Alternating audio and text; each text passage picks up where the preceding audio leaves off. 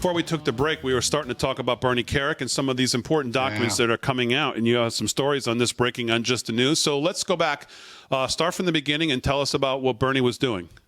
So he's a former NYPD commissioner. He knows a thing or two about running investigations. He was running the legal team for Rudy Giuliani, the legal team's investigation of all these incoming allegations that were coming in from election observers, from voters, from election officials all around the country. They were collating a very big list, that's scores of allegations that they were collating and putting into almost like police complaint reports.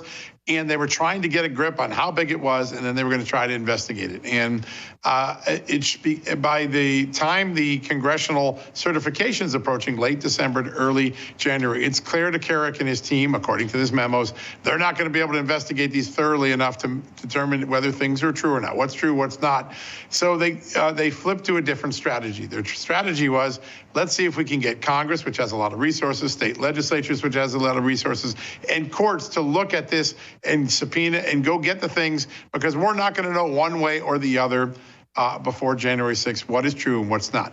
That is a very essential thing. In fact, there are two things. There's a memo in late December that says, hey, we're going to turn to the legislatures and create a pressure campaign to get them to look.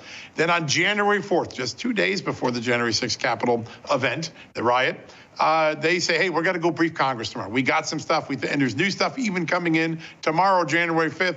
We got to get it. What does that mean?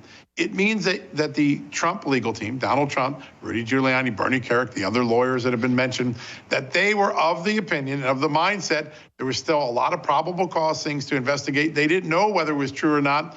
Therefore, Jack Smith saying, I know for sure Donald Trump was making it all up. These files go directly against that theory. These are very important theories. Smith got these files 2 weeks ago, right?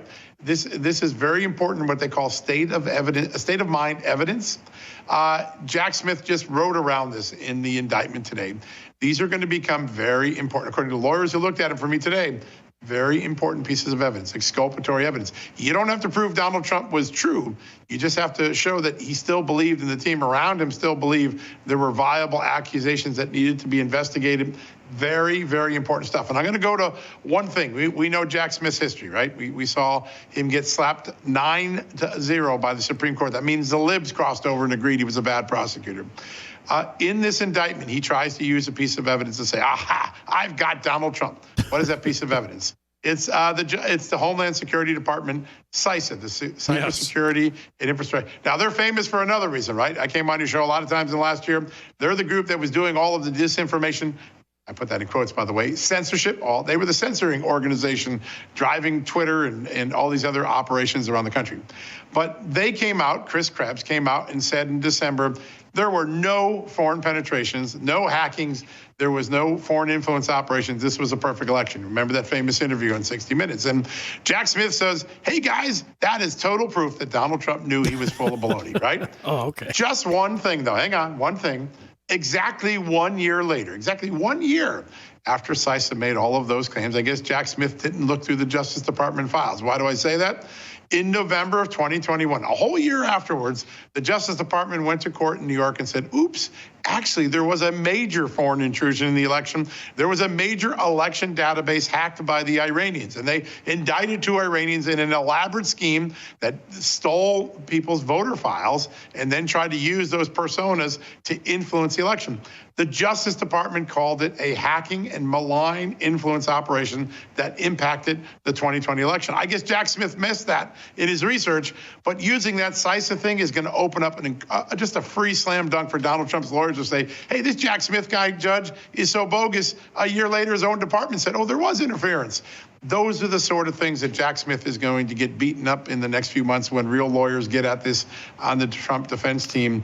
And Bernie Kerik's files are going to add to that. Listen, there was a state of mind that these things still needed to be investigated, not a state of mind that, hey, this is fraud, let's pull it off. Yeah, you bring up the Jack Smith thing, and I said earlier in the show, it's just Jack Smith doing Jack Smith stuff where he pushes it as far as he can, hopes it doesn't break. I mean, despite the evidence that you're talking about with the Carrick thing, I mean, just watching, is there anybody in the country, you can say a lot of things about President Trump. You can say a lot of things about the advice he's taken, good, bad, indifferent, the positions he's taken, January 6th and Mike Pence's position, or what could or should have or could have happened that day.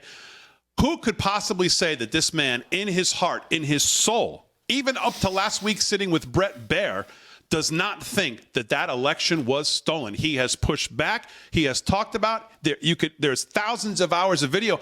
To think that you could get into his head and say, oh, yeah, I knew exactly what he was thinking. We're all mind readers here on the Jack Smith team. And he actually doesn't believe anything he's been saying, almost every day since it happened? Really?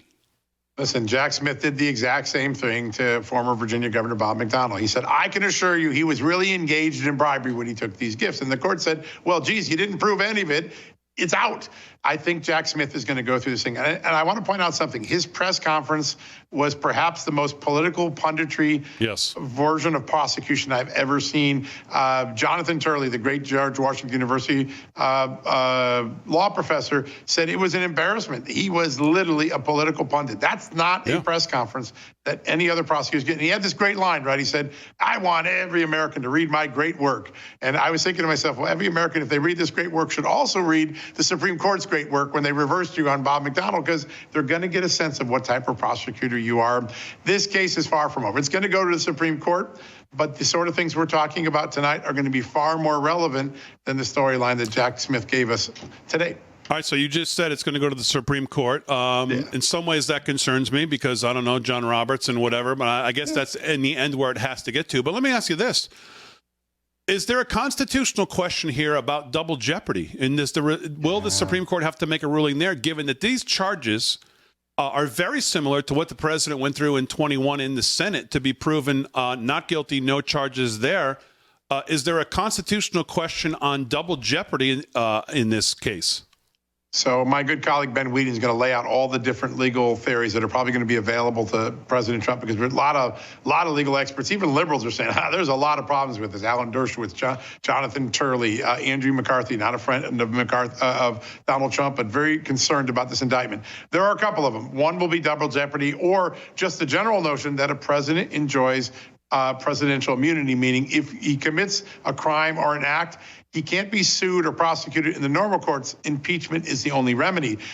Today, just a few hours before Jack Smith did this, a state judge in Pennsylvania, turned down a lawsuit against Donald Trump over January 6th, saying, hey, the president had immunity. Everything he said and did that day were official acts as president, and whether you like them or not, they're covered by the doctrine of presidential immunity. That's why Congress tried to do impeachment first. I think all of these arguments, according to the legal experts we're talking to, are going to become very big issues before the Supreme Court. First, state of mind. Hey, how do you know he was there? You haven't proven it. Two, he's already been impeached and acquitted. And three, even if those things weren't covered by impeachment, the president enjoyed immunity for the actions he had as president, and the courts are not the right place to deal with that. All of those, I think, are going to be the type of things going up and down the appellate court and the Supreme Court over the next several months. I doubt this case gets to trial before the 2024 election. John, could I ask you a quick question? It's David Zier. Sure, Do you think that Trump's vitriol against Jack Smith has really irritated Jack Smith and maybe pushed him to jump the gun on these? Do you think it had any effect on his actions? I don't. I think that, listen, I could have told you 4 months ago, and I think I told people what I thought Jack Smith was going to do in this case. And I think he did exactly what we expected him. Yeah. Those who have followed Jack Smith, like I have for over a decade, understand this man. Remember the story that I broke along with the congressman from California, Darrell Issel, back in 2014. Everybody says, oh, that terrible woman, Lois Lerner, she went after conservatives and tried to silence her speech using the tax code. It's true, but you know who invented the theory? Yeah. Jack Smith sent it to her. Jack Smith has been a partisan masquerading as a prosecutor for a long time, just according to the evidence that's sitting in the public domain. That's why the Supreme Court slapped him down. I think Jack Smith was going to do what Jack Smith did but today. He didn't have these documents for a long time, like he was stating earlier tonight, right? It didn't matter to him. Listen, he wasn't going to look at the exculpatory evidence. That was the lesson of the McDonnell case. He ignored clearly, blatantly exculpatory evidence. He didn't care, right? At the end of the day, Jack Smith is more in love with the indictment than whether he's going to get a conviction. That is the pattern of conduct a lot of his critics see right now, right? I think that pattern is going to get exposed in the courts again by the president's lawyers and maybe by the appellate court and the Supreme Court system as well. John, let me ask you this. You have a piece on Just the News tonight, Republicans rally around Trump. And I would take, I know, obviously I know what you mean. But being the cynical, negative person that I've been tonight, because I'm so fired up about this. You seem a little cynical tonight. What's up? I would say the Republicans never rally, honestly, quite frankly, around anything. And I haven't seen any, they put out a couple tweets and they put out some strongly worded letters. But isn't it time for the Republican Congress to start thinking about saying, hey, you know what? We don't need to be out of session until September 12th. We need to get back in session, and we need to talk about a funding bill that's going to defund any prosecutions of a former president, or we're going to put on the bill something that we're going to stand by come September 30th, and we're going to start using the power that we have to play hardball on the field that you guys want to play against. Why is it that we can just never get that from the Republican Party? I don't know. Listen, I think that's a legitimate criticism that a lot of people I talk to voice, including Republicans in the Republican Party right now. Again, they took a six-week recess right when the Hunter Biden scandal is getting to a boil, right after they had their star witness. Now, that doesn't mean there aren't people investigating, but the Republicans have great talking points, right? They're very good at their talking points right now. I think people elected them to do more than talk. They wanted substantial change, and they knew that Republicans were going to have a Democrat Senate and a Democrat White House. They still expected some really big change. And they got a few things early on. They got some China things through, and but at the end of the day, Hunter Biden accountability, Justice Department accountability, all the things that John Durham exposed. We've got lots of great sound bites, but no resolutions to a justice system that appears to be spiraling out of control. Americans are not going to reelect House Republicans in 2024 if all they have are some great sound bites for the next 18 months. They got to do something dramatic and courageous.